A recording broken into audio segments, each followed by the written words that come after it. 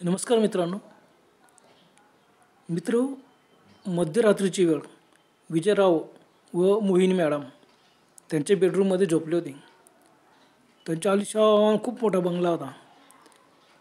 अचानक मध्यरात्री खिडकी उघडण्याचा आवाज आला आणि ते दचकलेच. दोघांना जाग आली. त्यांनी डोळे विस्फारून खिडकीकडे पाहिले. त्यांची खिडकी अशी होती, त्या खिडकीला गज वगैरे काहीच नव्हती, पण खिडकी कोणीतरी उघडली. कोणी उघडली असेल? तेवढ्यात खिडकीतून 2 हात आलेत. ओ बापरे, खूप मोठे हात आणि एक चेहरा दिसला. पांढरे सफेद डोळे चमकत होते. ते एकदम घाबरले. मोहिनी मॅडमांनी तर किंचाळच मारली. बस त्यांच्या किंचाळणीच्या आवाजाने ती आकृती गायब झाली. विजयराव पटकन उठले. त्यांनी लाईट लावला. काहीच नाही. परत बाहेरचा लाईट लावला. खिडकी बंद केली. मॅडम म्हणाल्या, बाहेर जाऊ नका, कोणीतरी आहे. तरी न घाबरता विजयरावांनी बाहेरचे लाईट लावले होते. काठी घेतली, बाहेर गेले. संपूर्ण परिसर पाहिला, बाग बघितली. त्यांच्या बंगल्याचं आवार खूप मोठं होतं. खूप फुलझाडी वगैरे झाडी होती. कोणीच नाही. परत घरात आले. ते तसेच झोपून गेले. मित्र, मोहिनी मॅडम खूप सुंदर होत्या. त्यांचे हे 4थे लग्न होते विजयरावांशी. मॅडमांचे तिघही पती 1 वर्षात अटकने मेले होते. त्यानंतर 5 वर्ष होऊन गेले. त्या सुंदर असून सुद्धा कुणीही त्यांच्याशी या घटनांमुळे लग्नास तयार होत नव्हते. तिघही पती श्रीमंतच होते व एकुलते एक. मेल्यावर सर्व संपत्ती मोहिनी मॅडमांनाच मिळाली होती. त्यांनी त्यांचे घरं वगैरे सर्व विकून टाकले आणि आई वडील आणि एक भाऊ होता, त्यांच्यासाठी एक खूप आलिशान असा बंगला घेतला. त्या बंगल्यात ते राहत होते. आता विजयरावांशी मोहिनी मॅडमचं जे लग्न झालं हे सुद्धा लव्ह मॅरेज होते. अगोदरची तिघं लग्नसुद्धा लव्ह मॅरेजच होते, प्रेमविवाह. मोहिनी मॅडमचे वय 35 वर्षाचे होते, पण त्यांना मूलबाळ वगैरे काहीच झालं नाही. 1 वर्षात पहिला पती गेला. दुसरं लग्न केलं. 2ऱ्या वर्षात त्याला पण 1 वर्ष होत नाही, तोपर्यंत तो सुद्धा अटॅकने मेला. त्याच्यानंतर 3रं लग्न केलं. ते सुद्धा असंच 1 वर्षात अटॅकने मेले. सर्व घाबरत होते की मॅडमांचं नशीब कसं की 1 वर्षात त्यांचे पती वारतात, ते सुद्धा अटॅकने. त्याच्यामुळे कोणीही मोहिनी मॅडमशी लग्न करायला तयार होत नव्हते. पण विजयरावांनी मोहिनी मॅडमांजवळ खूप संपत्ती होती. तिघं पतीची संपत्ती तिलाच मिळाली होती. तिने सर्वांचे घरदारं विकून भावासाठी, आईवडील आणि भाऊसाठी एक मोठा आलिशान बंगल्यात ती राहत होती. तिचे सौंदर्य व पैसा बघून विजयरावांनी लगेच तिच्याशी लग्न करून टाकले. आता विजयरावांचे वयसुद्धा 40 वर्षाचे होते. त्यांचे लग्न होत नव्हते. कारण असं होतं की त्यांच्या वडिलांनी जे दुकान टाकलं होतं ते लहानसं दुकान ते सांभाळत होते आणि एका चाळीत राहत होते, लहानसं घर. आईवडीलसुद्धा वारले, ते एकुलते एक होते. आता विजयरावांनी मोहिनी मॅडमचे सौंदर्य पैसे बघून लग्न करून टाकले होते. त्यांची परिस्थिती बेताची होती. कुणी मुलगी देत नव्हती त्यांना. आणि मोहिनी मॅडमनी एवढंच पाहिलं की मुलगा सुंदर आहे आणि आपलं लग्न होतच नाही. 3 असे अनुभव आले तर कोण लग्न करणार. आणि 3घं लग्न मात्र तिने पैसा आणि श्रीमंती बघून केले होते. 3घं त्यांचे मिस्टर होते, ते वयस्करच होते की ज्यांचे लग्न होत नाही, पण एकुलते एक असं बघून तिने लग्न केलं. पण तिचे नशीब असं की 3घं 1 वर्षात गेलेत. नशिबाने तिच्या सौंदर्यामुळे तिला लगेच तिचं लग्न होऊन जात होतं. परंतु अशा घटना घडायचा. विजयरावांनी म्हटलं, असू द्या, एखाद्या व्यक्तीच्या बाबतीत असं घडतो, परंतु ती एवढी सुंदर आहे आणि पैसा आहे आणि आपल्याला कोणी मुलगीच देत नाही, काय करणार, चला करून टाका. त्यांनी लग्न करून टाकलं. बस अतिशय मजेत राहत होते ते. परंतु मोहिनी मॅडमनी लग्न होताबरोबर त्यांना सांगितलं की या चाळीत राहू नका. चाळीच्या घराला कुलूप लावला आणि एक अतिशय टुमदार बंगला घेतला. बंगला खूप मोठा होता. मोहिनी मॅडमजवळ खूप पैसा आहे आणि बंगला घेतला. मग विजयरावांना का पाहणं, चला. त्यांनी आनंदाने त्या घरात राहायला ते गेलेत. असेच मजेशीर 3 महिने निघून गेलेत. मोहिनी मॅडम खुश होत्या, विजयरावही खुश होते. मोहिनी मॅडमना मनासारखा पती मिळाला होता, चौथा पती, तो सुद्धा मनासारखा. असो असे 3 महिने कसे निघून गेले समजलेच नाही. आणि एका रात्री विजयरावांना घराबाहेर कोणीतरी काळी आकृती फिरताना दिसली. त्यांनी खिडकीतून पाहिलं. अरे बापरे! ते पटकन उठले. चोर आहे असं म्हटून त्यांनी लाईट लावले, बाहेरचे लाईट लावले. आजूबाजूला पाहिलं, काहीच नाही. ती आकृती गायब झाली. परत त्या रूममध्ये आले, झोपले. थोड्या वेळाने काय झालं, आता मध्यरात्रीच्याच टाईम, थोड्या वेळाने मोहिनी मॅडम म्हणजे विजयरावांच्या पत्नी एकदम किंचाळून उठल्या. जरा पटकन उठले. त्यांनी लाईट लावला. काय झालं, काय झालं? मोहिनी मॅडम म्हणाला, हो मला आवाज आला. मी खिडकीकडे पाहिले तर 2 हात खिडकीतून येत होते. खिडकी उघडी होती आणि पाठीमागे काळा भिन्न चेहरा आणि पांढरसफेद डोळे चमकत होते. डायरेक्ट ते 2 हात माझ्या दिशेने आले आणि त्यांनी त्या 2 हाताने डायरेक्ट माझी मानच पकडली. मान पकडताच मी ओरडले आणि ती आकृती गायब झाली. तुम्ही उठले, लाईट लावला. बस परत विजयराव उठले. त्यांनी खिडकी वगैरे बंद केली, सर्व पाहिलं, काहीच नाही. त्यांना सुद्धा झोपू दिलं आणि सर्व लाईट चालू ठेवले. झाले असे 2-4 दिवस निघून गेले. रात्र झाली का मोहिनी मॅडमना भीतीच वाटायची की खिडकीतून कोणतरी 2 हात येतात, एक काळी आकृती मागे उभी असते, पांढरसफेद डोळे चमकतात. ओ बापरे! विजयराव विचार करत होते की ती आकृती आपल्यालाही दिसली, पण तिने मोहिनीचीच मान कसं काय पकडली, मोहिनीची मानगुट कसं काय पकडली? कोण असेल ती? भूत तर नसेल? आणि खरंच खिडकीतून लांब हात कसे आलेत, म्हणजे भूतच आहे नक्कीच. त्यानंतर 2-3 दिवसाची गोष्ट. मध्यरात्री पलंगावर एक काळी आकृती उभी होती. तिने मोहिनीचा गळा पकडला. मोहिनी किंचाळून उठण्याचा प्रयत्न करू लागली. विजयरावांना जाग आली. मोहिनी का किंचाळली? बाजूला बघतात तर मंद झिरोच्या लाईट प्रकाशात एक काळी आकृती मोहिनीचा गळा घट्ट पकडून तिला पलंगावरच मारत होती. मोहिनी हातपाय झटकत होती. आता मोहिनीचा आवाज घशातच अडकला. विजयरावण पटकन उठले. त्यांनी लाईट लावला. बाजूला प्लास्टिकची खुर्ची होती, ती उचलली व त्या काळ्या आकृतीच्या डोक्यात मारली. पण खुर्ची त्याच्या डोक्यातून आरपार गेली आणि मोहिनीच्या डोक्याला लागली. गाड्यातून आवाज निघत नव्हता. मोहिनी जोरजोरात हातपाय झटकू लागली. विजयराव एकदम घाबरले. त्या आकृतीचा चेहरा मोहिनीच्या अंगावर झुकला होता, त्यामुळे विजयरावांना तो चेहरा नीट दिसलाच नाही. त्यांच्या अंगाला काटे आले. बापरे, हे काय असं? त्याचे हृदय बंद पडते का असे वाटले. त्यांनी पटकन खुर्ची बाजूच्या साईडने त्या आकृतीच्या अंगावर मारली, पण ती हवेतल्या हवेत पुढे गेली. अरे बापरे, खुर्ची तिच्या अंगातून डायरेक्ट आरपार जाते.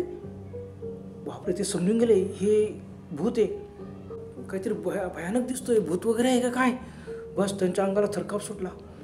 ते थरथर कापतच होते. हातात खुर्ची तशीच आणि ती आकृती एकदम उभी राहिली आणि वळली. बापरे, विजयराव 5-6 फूट एकदम मागे सरकले. काळी भिन्न आकृती आणि पांढरसफेद डोळे चमकत होते, मोठे पंजे. बापरे, आता ती आकृती आपल्याला मारते का काय, हे ते उभे होते. तेवढ्यात त्या आकृती एकदम दूर झाला आणि ती आकृती नाहीशी झाली. अरे बापरे, हे काय? बापरे, हे तर भूतच होतं. विजयरावांनी इकडे तिकडे पाहिलं. मोहिनी बेशुद्ध पडली होती. पटकन ते स्वयंपाकखोलीत गेले. पाण्याचा ग्लास भरून आला, मोहिनीच्या तोंडावर टाकला. तिला एकदम ती शुद्धीवर आली. ती ओरडायला लागली, भूत भूत कुठे आहे, कुठे आहे? विजयराव म्हणाले, घाबरू नकोस, भूत पळालेलं आहे. बस मग काय.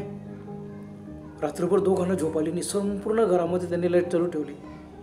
सकाळी त्यांनी पटकन एक मांत्रिकाला बोलवलं. मांत्रिकाला संपूर्ण दाखवलं, सर्व माहिती सांगितली की असा रात्रीच्या वेळेला असं घटना घडत आहेत.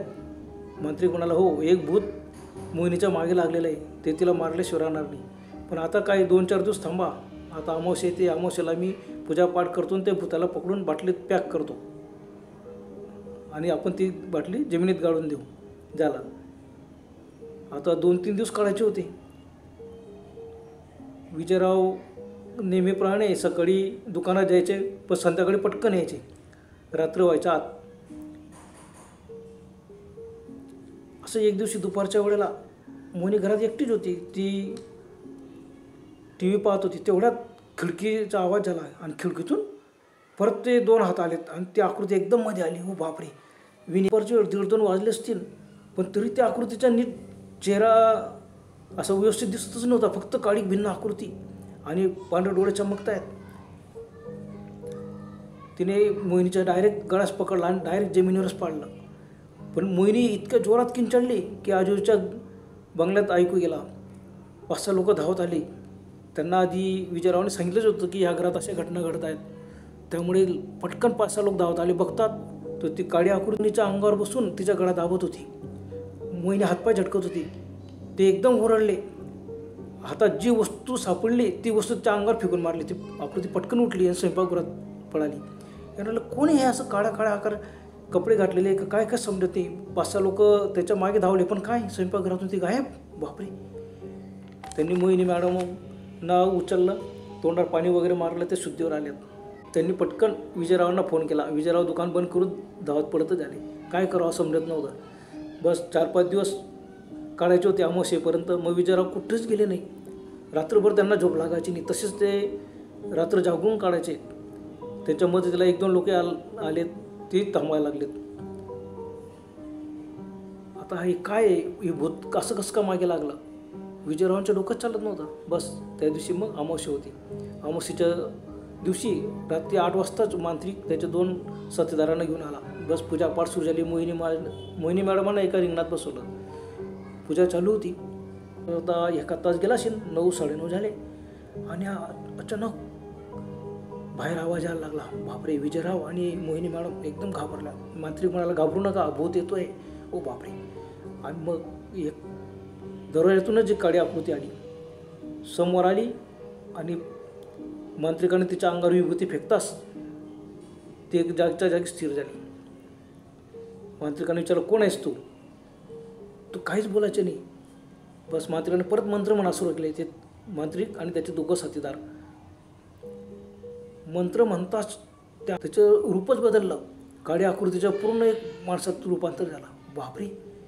आता मोहिनी मॅडम आणि विजयराव थरथर कापत ते दृश्य बघत होते आणि अचानक त्या आकृतीने पूर्ण रूप धारण करताच मोहिनी मॅडम एकदम किंचाळली. ती एक 50 वर्षाची व्यक्ती होती. त्या व्यक्तीला बघताच मोहिनी मॅडम एकदम किंचाळली. माधव तू? माधव म्हणाला, हो मीच माधव, तुझ्या 3रा पती. तुला मारायला आलो आहे. ती म्हणाली, नाही, मी काय केले? मग मांत्रिकाने मंत्र म्हणून त्याला बंदिस्त केलं. त्याला त्या रिंगणाच्या बाहेर जाता येत नव्हतं. तो रिंगणात बरोबर अटकलेला होता. मग त्याने सांगायला सुरुवात केली, हे बघा, मी माधवराव, मी 50शीचा होतो. मोहिनीचे रूप बघून मी लगेच तिच्याशी लग्न केलं, कारण माझे लग्न होत नव्हतं. मी खूप श्रीमंत होतो. एकुलता एक आईवडील पण आता गेले होते आणि मुलगीच मिळत नव्हती. आणि इतकी सुंदर मुलगी आपल्या प्रेमात पडली हे बघून मी पटकन तिच्याशी लग्न करून टाकलं. तिच्या अगोदरचे 2 पती वारलेले हे मला माहीत होतं, तरीसुद्धा केलं. काय झालं, 2-3 महिने असेच मजेत गेले आणि माझी एकदम तब्येत बिघडायला लागली. समजतच नव्हतं काय झालं काय नाही. डॉक्टरांनी सांगितलं की तुम्हाला असं काही विष खाऊ घालण्यात येतो आहे, अटॅकने येऊन मरणार. ओ बापरे. मी घाबरलो. मग एक दिवशी असंच रात्रीच्या वेळेला मी जेवण केलं आणि एकदम माझी तब्येत बिघडली. मला लगेच शंका आली. मी सांगितलं डॉक्टरांना बोलावं. डॉक्टरांना बोलावं. पण मोहिनीनं मला फोनसुद्धा करू दिला. माझा फोन हिसकून घेतला. मी मोहिनीला बोललो की तुम्हाला विष खाऊ घातलेलं आहे बाप. आणि तिने कबूल केलं की मी तुला विष दिलेलं आहे, आता तू थोड्या वेळात मरशीलच. बापरे. मी एकदम घाबरलो. पण गेलास काय? तिने सर्व दरवाजे बंद करून दिले होते. बस मी घरातच तळपडत होतो आणि असंच तिच्याकडे बघताच माझा प्राण गेला. तिने असं काही विष दिलं होतं की ते जेवण करताबरोबर मला एकदम कसं तरी वाढ लागला आणि बस मला पुढचं काहीच समजलं नाही. आणि हे माझ्या लक्षात एवढं नक्की आलं की आता आपण मरतोय. बस मग मी मेल्यावर मला सर्व दिसत होतं की मोहिनी मॅडमने कोणतं विष दिलं, काय दिलं, पण मी काहीच करू शकलो नाही. मी तिच्या मागेच होतो आणि मी ठरवलं की हिला बरोबर पकडायचे मारायचे. मी हिला मारल्याशिवाय राहणार नाही. हिने अगोदरच्या 2 पतींना सुद्धा असंच मारलेलं आहे. लोकांना असं वाटायचं अटॅक आलेला आहे. आणि असं भारी विष होतं की अटॅकचं लक्षण दाखवायचा, दुसरं काहीच परिणाम नाही, दुसरं काहीच असे लक्षण दिसत नव्हते की विष दिलेलं आहे, अटॅकने मेला. बस तसं माझ्या इथंच झालं. मला असं काही विष दिलं की मी डायरेक्ट अटॅकनेच मेलो असंच सिद्ध झालं. पण एवढं बरं की मरताना मला समजलं आणि मी तिला बोललोसुद्धा मरताना, आणि तिने कबूल केलं की मी तुला पण मारलं, दोघांना मारलं तसंच तुलाही मारलं. तुझ्या संपत्तीकडे बघून मी तुझ्याशी लग्न केलेलं आहे. तुझं 50शीचा मनुष्य कोण तुझ्याशी लग्न करत होतं रे. बस आणि अशा पद्धतीने तिने मला मारलं, मी हिला सोडणार नाही. मग पुढे त्याचा आवाजच बंद झाला. मांत्रिकाने असे काही मंत्र म्हटले की तो एकदम स्थिर झाला. आणि ते बघून विजयरावांचं एकदम धडकीच भरली. बापरे, मोहिनी इतकी खतरनाक असेल, वाटलं नव्हतं. करणार काय. तेवढ्यात त्या आकृतीच्या एकदम धुरात रूपांतर झालं. मांत्रिकाने एक बाटली ठेवली, त्या बाटलीत तो संपूर्ण धूर गेला आणि त्याने पक्क एकदम बटन तिचं बूस लावला, बाटलीची बूस एकदम पॅक केलं. यानं सांगितलं विजयराव आणि ते तिघं उठलेत. पण मोहिनी मॅडम घाबरली. परत त्यांनी सांगितलं की तू इथंच थांब, कुठंच जाऊ नको. बस तिघं मांत्रिक आणि विजयराव ती बाटली घेऊन गेले, अंधाऱ्या दूर जंगलात गेले.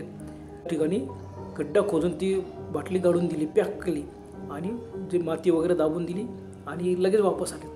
मांत्रिकाने सांगितलं की आता या भूताचा पूर्ण बंदोबस्त केलेला आहे, तुम्हाला काहीही भीती नाही. बस. आणि मांत्रिक निघून गेला. पण रात्रभर विजयराव आणि मोहिनी जागीच होते. करणार काय.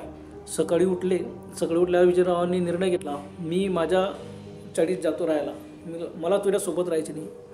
बस. मोहिनी मॅडमने खूप रावण्या केल्यात की नाही असं नाही, माझ्याकडून फार मोठी चूक झाली, मी तिघं पतींना मी मारलेलं आहे खरंच संपत्तीसाठी, पण तुम्हाला नाही, मी तुमची संपत्ती बघून लग्न केलं का नाही. पण विजयराव ऐकायला तयार नव्हते. विजयरावांनी मोहिनीला तिथं सोडलं आणि ते सरळ निघून आले चाळीत राहायला. मग मोहिनीने लगेच तिच्या आईवडील आणि भावाला बोलवलं. आता मोहिनीची हिंमतच नव्हती की त्या बंगल्यात एकटी राहायची. बस. ती त्यांच्यासोबत आईवडिलांकडे राहायला निघून गेली. बंगल्याला कुलूप लावला. परत त्यांनी मांत्रिकाला बोलवून आईवडिलांच्या घरालासुद्धा मंत्रविधी करून पूर्ण भारून टाकलं की भूतमध्ये आला नको. या बंगल्याला तसंच केलं. मांत्रिकानं सांगितलं की भूत आता बाटलीत पॅक आहे, जमिनीत गाडलेलं आहे, ते येणार नाही. पण तिला काही विश्वास बसत नव्हता. आईवडील आले. विजयरावानं खूप सांगितलं, पण विजयरावाने स्पष्ट नकार दिला की मी आता पोलिसांकडे जाणार काहीच नाही, कारण ते सिद्ध करता येणारच नाही. झाला. मोहिनी मॅडम निघून गेल्यात, आईवडिलांकडेच राहायला लागलेत. विजयराव त्यांचे एकटेच चाळीत राहायला लागले. असेच 2-3 महिने निघाले, पण ते भूत काही आलं नाही. माधवचं भूत आलंच नाही. सुटकीचे श्वास सोडला मोहिनीने. लोकांना मात्र विजयरावाने सांगितलं नाही की मी एकटा का राहतो.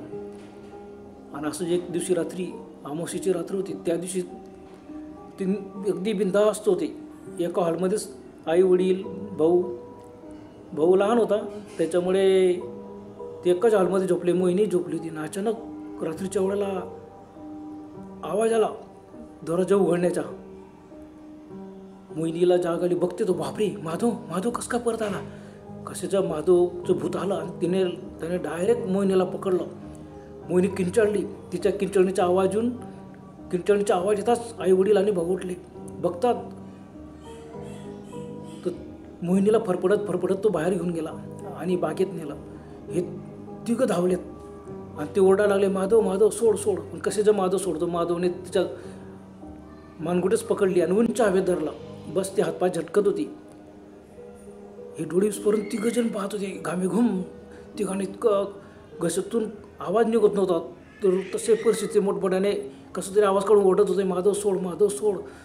पण ते माधव सोडायला तयारच नव्हता. त्याच्या किंचाळणीच्या तिघांच्या मोठमोठ्याने ओरडण्याच्या भूत वाचवा. पण आजूबाजूच्या बघायला कोणीच आलं नाही. गेटच्या बाहेर खूप कुत्रे जमा झाले, खूप जोरजोराने भुंकायला लागले. त्या कुत्र्यांच्या भुंकण्याच्या आवाजाने सुद्धा कोणीच बाहेर आला नाही. आणि माधवने मोहिनीला असं उंच हवेत धरला. इतक्या जोरात मान दाबली आता आणि एकदम कटकन आवाज आला आणि तिने जोरजोरात हातपाय झटकायला लागले आणि लगेच मोहिनीला डायरेक्ट जमिनीवर फेकलं. बाहेर लाईट चालू होतं. मंद प्रकाशामध्ये ती खाली पडली आणि तळफडते. आई वडील भाऊ एकदम घाबरले. समोर माधव उभा होता. करणार काय, समोर भूत. आणि मोहिनी तळपडते आणि ते समजून चुकली की मानेचा आवाज कटकन आलेला आहे, आता ही गेलीच. आणि माधव जोरजोरात हसायला लागला. हो, मी बदला घेतला मोहिनी, तू तिघापतींना मारलं, मी माझा बदला घेतला. मला खूप आनंद झाला. आमची संपत्ती घेऊन तुला मी कसं काय मजेशीर राहू देऊ. मी माझा बदला घेतलेला आहे बस. आणि माधव जोरजोरात हसायला लागला. वडील आणि भाऊ डोळे स्फरून अंधाऱ्यात त्या आकृतीकडे पाहत होते. मंद उजेड असं एकदम भेसूर वाटली. यांच्या अंगाला इतकं कंप सुटला होता की ती आकृती आपल्यालाही मारेल का काय, पण तसं झालं नाही. ती आकृती हसता हसता एकदम पूर्ण धूर झाला आणि तो दूर अदृश्य झाला. माधवने आपला मृत्यूचा बदला बरोबर घेतला होता. कुणालाही माहीत नव्हतं की हे रहस्य फक्त तिच्या आईवडिलांना भावांना माहीत होतं. परंतु त्यांनी कधीही आवाज काढला नाही, कोणाजवळ ते बोललेच नाही. बस फक्त पैशासाठी श्रीमंती व्हावी, आपण श्रीमंत व्हावं म्हणून मोहिनीने जो खेळ खेळला होता, तिघं पत्नींना मारलं, पण चांगला नवरा मिळाला तर त्यांनी तिला सोडून दिलं होतं. आणि आज मोहिनी सर्व जग सोडून निघून गेली होती. माधवने बरोबर बदला घेतला होता. बरं तर मित्रांनो, आजपुरतं एवढंच. पुन्हा भेटूया लवकर. तोपर्यंत गुड बाय.